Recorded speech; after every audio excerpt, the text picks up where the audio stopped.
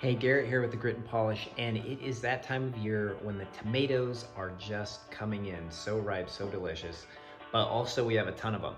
So we have to figure out ways to use them, and today I'm gonna show you what we're doing to make a rustic tomato soup that's super easy and quick. So let's head out to the garden, grab some tomatoes and some basil, and put this together.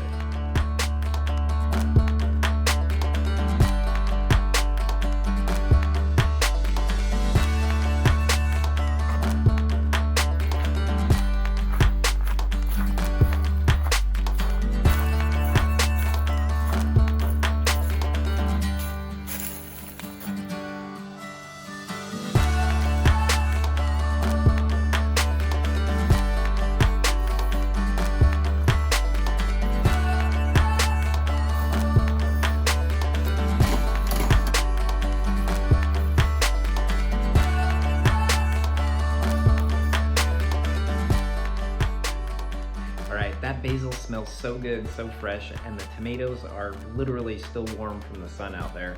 This is gonna be an awesome soup. So let me show you what we got going here. We've got our fresh basil. We have garlic, because of course, garlic sauteed in olive oil is just amazing. Some shallot to complement that garlic. We have zucchinis that we're going to halve and saute.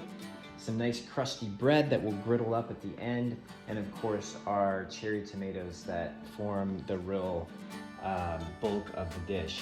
Another add-in that I like is a little bit of sausage. So we have maybe a leftover bratwurst from a barbecue or some Italian sausage, really nice in the dish as well.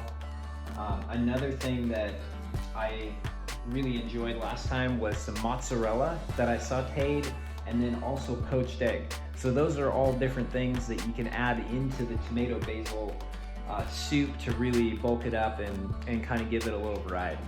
And then the little bit of balsamic vinegar, maybe a tablespoon or two. So really it's just a tomato basil base with some awesome additions of sauteed vegetables, eggs, mozzarella, whatever you want. It's gonna be really good.